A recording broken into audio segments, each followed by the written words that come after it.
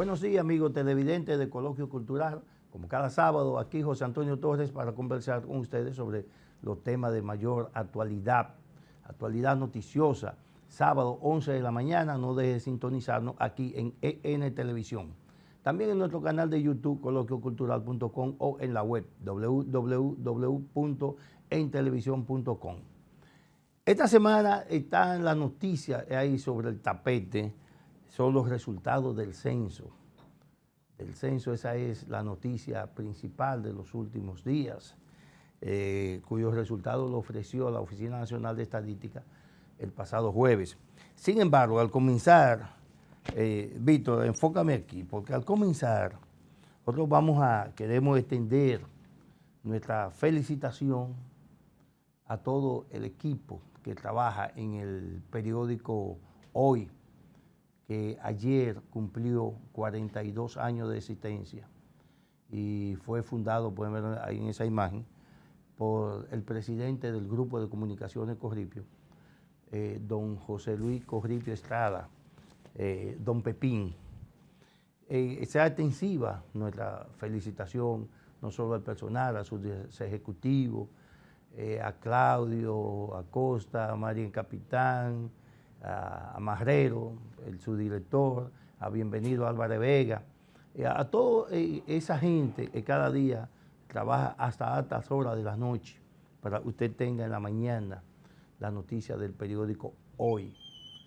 Felicidades, 42 años, ya van camino al medio centenar de años y eso ya es un gran logro para cualquier medio de comunicación, especialmente para un periódico impreso en una etapa como esta. Felicidades a todo el personal del periódico Hoy. Señores, los médicos volvieron los médicos ahora a paralizar las consultas y los servicios en las clínicas y los hospitales. Y esta vez no es una huelga en contra del gobierno, como tradicionalmente la hacen, sino es una huelga en contra de los afiliados a la ARS. Tradicionalmente, cada vez que los médicos tienen un conflicto de intereses, sea con el Estado o con las administradoras de riesgo de salud, que son empresas privadas, terminan pagando los platos rotos los pacientes. Hay gente que tenía cita, y eso lo vimos, el periódico El Nacional publicó un par de trabajos excelentes sobre el Hospital Mocoso Puello, sobre el Salvador B. Gautier. O sea, cómo la gente va a buscar servicios médicos que agendó hace un mes para una dolencia y ocurre que ahora hay una huelga de médicos y entonces usted tiene que posponer esa consulta o ese procedimiento para un mes más. Oiga, si usted tiene un malestar y tiene que esperar 2 meses para que un médico lo vea, entonces usted, como decimos allá en Agua, usted se jodió en términos de salud. Los médicos, igual que los profesores, deben ir, son los únicos gremios en este país que no han innovado, que fueron creados, no entienden otros métodos de lucha que no sea la huelga. Y ambos perjudican a los más pobres. Aquí, en este país, un alto porcentaje de la gente que no sabe leer y escribir, que son analfabetos, los muchachos están mal formados, un alto porcentaje de eso, las responsabilidades de los maestros, no es del Estado, ni de la familia. La familia y el Estado son corresponsables, pero la mayor responsabilidad es de los maestros. Trabajan 192 días y dedican una parte de eso para huelga y asamblea. Los médicos andan por el mismo lugar. Y un grupo de médicos, señores, aquí en este país, son donde los médicos son más bandidos. Sí, y eso lo sabe Zenén Cava, el presidente del Colegio Médico. Y es muy sencillo, señores. Aquí hay médicos que trabajan en 5 sitios. Todo el mundo sabe que humanamente eso no es posible. Entonces, de esos empleos, algunos son botellas. Y eso es una vagabundería, cobrar sin trabajar. Otro caso, y el gobierno también todos los gobiernos han sido blanditos con los médicos. todos, porque todos se han dejado extorsionar, se han dejado chantajear con el asunto de la huelga de los médicos.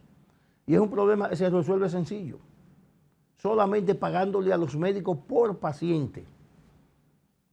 La única solución de resolver el problema del desorden que tienen los médicos es que el Estado asuma el pago por paciente, como hacen muchísimos países.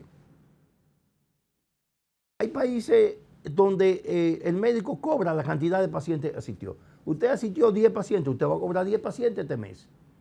Que el gobierno, claro está, le pague lo que merece, pero con un control y que usted cobre por trabajo realizado. Pero aquí hay médicos, que especialmente los especialistas, que van un día a un hospital a la semana. Son 4 días, pero cobran 30 días. O sea, el día 25 cobran los 30 días de trabajo, pero trabajan, y no es que lo trabajan, es que lo agendan. Tal especialista viene los martes, bien, de 8 a 12, llega a las 10:30 y se va a las 10:20. O sea, eso es una forma sarcástica, es ilógico, llega a las 10:30 y se vaya a las 10:20. Pero ¿qué es lo que queremos decir? Y en ocasiones no van. Ustedes ven los pacientes y no, que el doctor no viene hoy. Hay que esperar una semana más.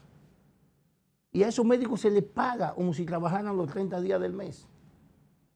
Entonces, eso hay que eliminarlo. El Estado tiene que buscar un mecanismo. Tiene que venir un día un presidente que se ponga los pantalones frente a los médicos y le diga, ya basta de los abusos que ustedes cometen con la sociedad, con la población, con los pobres, contra el mismo Estado cuando ustedes cobran sin trabajar. Y eso, que también hay otra cosa, los médicos no pagan impuestos. Aquí hay médicos que se ganan 3 y 4 millones de pesos al mes y no pagan impuestos. Médicos que cobran 200,000, 300,000 pesos por procedimiento quirúrgico y no pagan un chele de impuesto al Estado.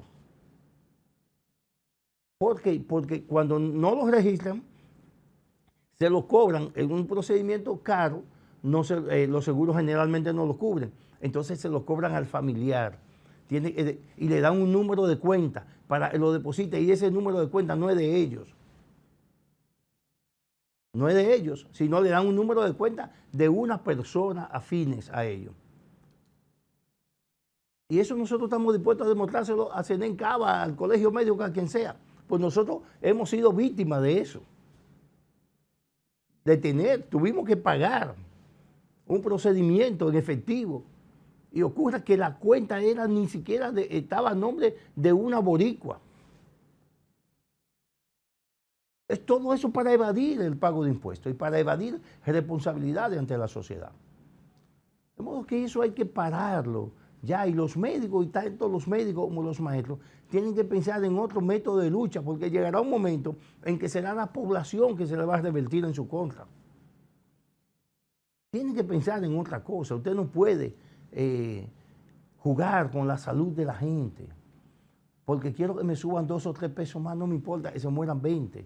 ¿Y dónde está entonces el juramento hipocrático? ¿Dónde está? ¿Y dónde está la sensibilidad que mueve a esos muchachos a estudiar medicina? Porque se supone que todo el que tiene vocación para médico es porque tiene sensibilidad humana. Pero nada, este es el país que tenemos, ese es el colegio médico que tenemos. Pero hay que buscar una solución a ese problema hay que buscarle una solución.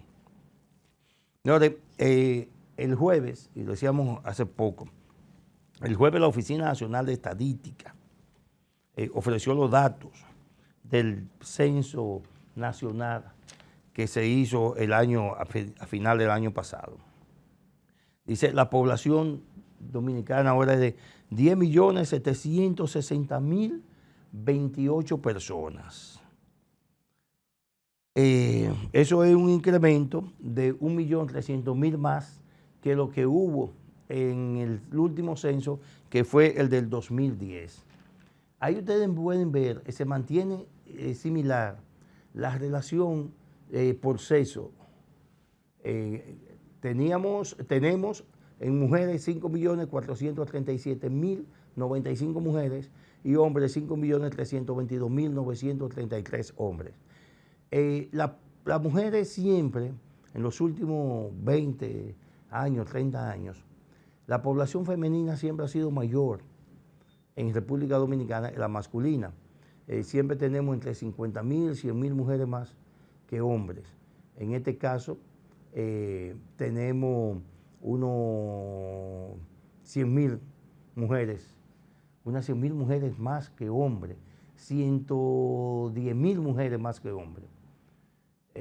Eso nos hace suponer que tenemos una amplia población femenina y eso usted también lo puede ver en la calle, en los centros de estudios, en las plazas.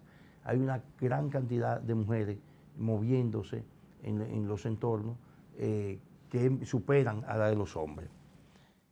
Sin embargo, ese censo, que no es más que una proyección, porque no creo que con todas las dificultades que hubo, ellos pudieron censar casa por casa, vivienda por vivienda, pero ya ese método es un método también obsoleto. Ya existen software, solo nos permiten proyectar estadísticamente una población partiendo de las estadísticas que tengan la cantidad de nacimientos. Si tomamos en cuenta la cantidad de nacimientos hubo cada año del 2011 hacia acá, entonces podemos tener una idea de la cantidad del crecimiento de la población. Dice que tenemos 1.300.000 más que en esa época, que en cuando se hizo en el 2010. Pero hay un dato interesante aquí, y que ese nosotros no lo entendemos. Hay algunos datos que no se entienden, pero uno de ellos es el que tiene que ver con la cantidad de viviendas. Este censo dice en el país hay un total de 3.689.348 viviendas que estaban ocupadas.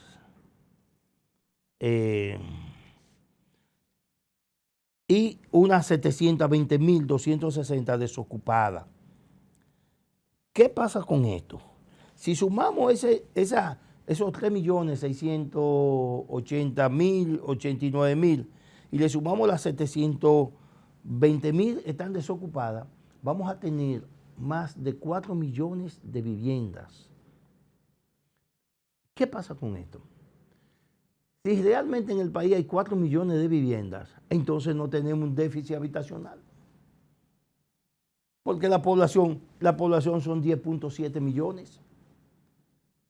O sea, tenemos una vivienda por cada 2.5 personas.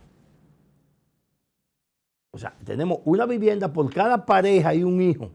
Hay una vivienda, de acuerdo a este censo. Ahora, ¿qué es lo que hay que aclarar aquí? ¿A qué la Oficina Nacional de Estadística llama vivienda? Eso es lo que hay que determinar. Porque lo que conocemos, cuál es la situación en los barrios, vemos que hay barrios donde hay una casa que tiene 5 puertas. O sea, viven 5 familias. Entonces, esa es una casa, pero una casa con 5 viviendas. Pero, y toda esa cuartería que hay en los patios de esos barrios de la zona norte de la capital. Pero si también nos vamos a Santo Domingo Norte o a Santo Domingo Oeste, eso solamente en la capital. Pero en el interior del país, en el sur, en ese sur lejano y en la zona rural, la gente no tiene vivienda, esas son casuchas. Entonces, eso hay que definirlo. Porque si este país tiene 4 millones de viviendas para una población de 10.7 millones de habitantes, entonces no tenemos déficit habitacional. No hay por qué construir vivienda.